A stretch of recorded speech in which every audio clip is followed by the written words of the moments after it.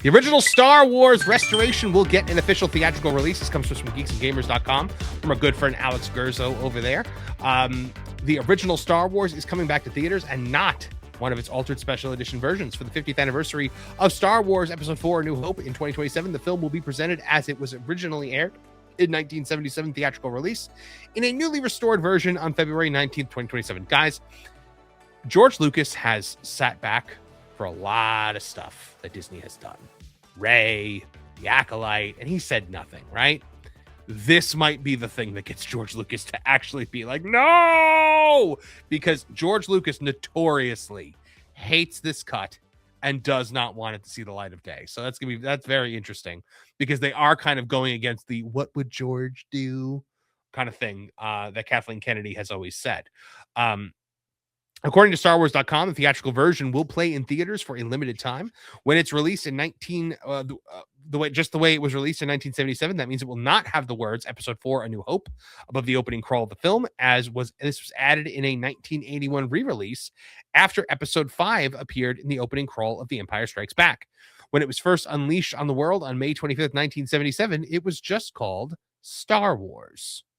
The addition of Episode 4 title is the most minor change made to the original Star Wars, which was heavily altered upon its re-release as a special edition in 1997, 20 years after its debut.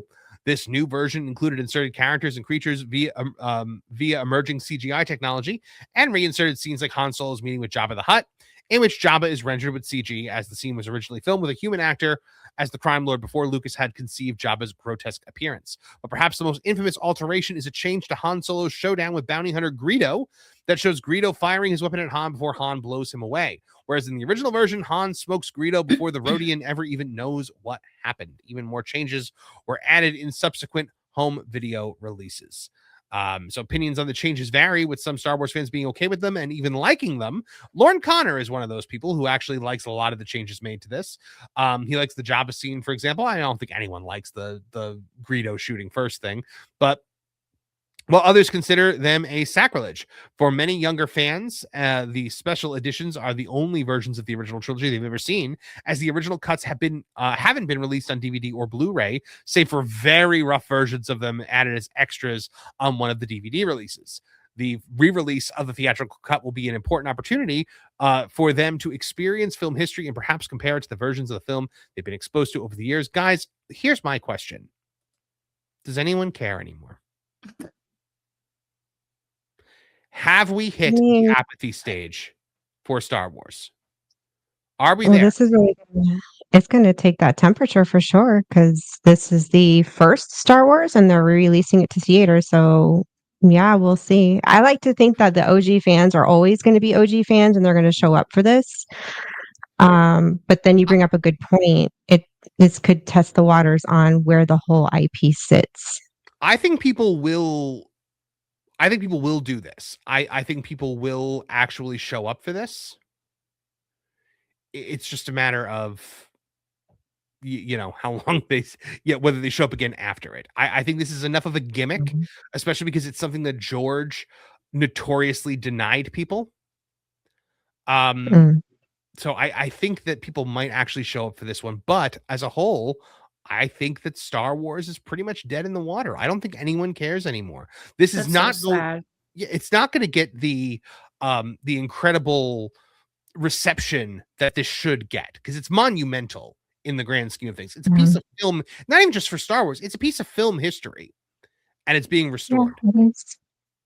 But the original fans that love this have been driven off in droves because Disney has wanted to chase this Gen Z audience that does not want Star Wars and certainly doesn't want this version of Star Wars. That is so true. My gosh. All right, so I'm a little confused on it because I don't follow Star Wars very heavily. So, okay. What George Lucas, I guess he created something for the movie, I guess special effects or something, and he this version came out, and George Lucas notoriously hates it because George was always a forward thinker. He was a guy who could always envision what could have been, but was limited by his time. So as new Right. technology became available, he's been able to adapt the older films to fit more in line with what he wanted from them in his original conception. So that's Yeah. why he can't stand looking at the older versions, and that's why he has always said the only Right. version that exists is the special edition.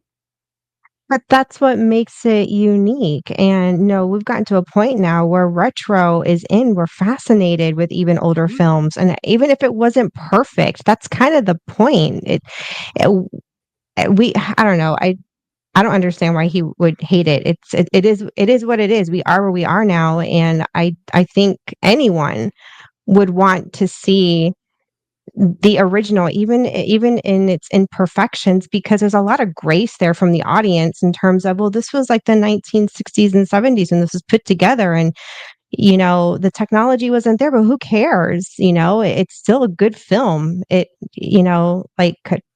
get yourself some slack here, dude.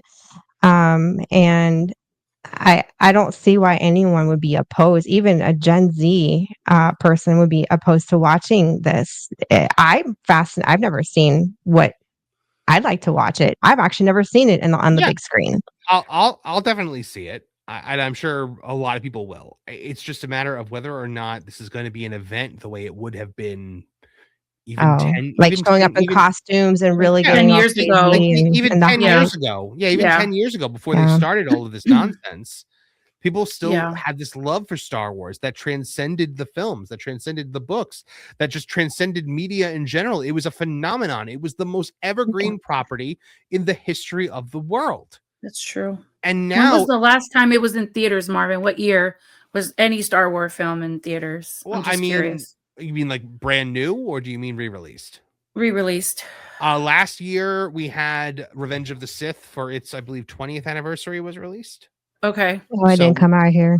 yeah, and that actually ended up doing really well. Here's my other question, guys.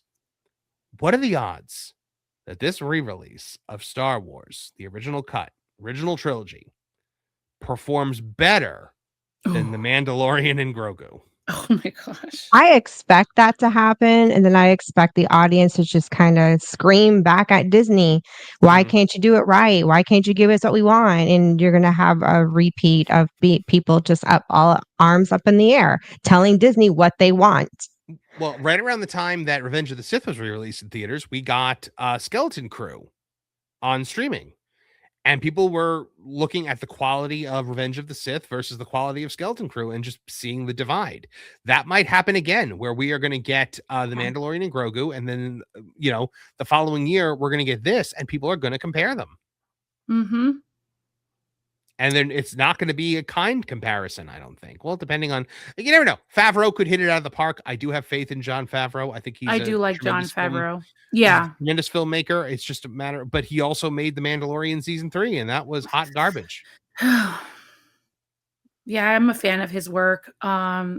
Let's just have high hopes and see what happens. Also, if they 2027, right? Yeah, well, also yes, 2027. But if they do a full press rollout for this, we're gonna have Mark Hamill in front of cameras again. Wow. Oh, I didn't think about that.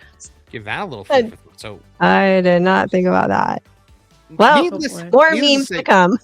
Needless to say, guys, whether or not this succeeds or fails, we will all be watching to see if this will soar like Luke Skywalker or like our dear departed friend Porkins, whether it will burn up and explode. Thanks for watching That Park Plays News. For more information, consider checking out www.thatparkplace.com. And don't forget to subscribe, share, like, and send this out on your favorite social media accounts.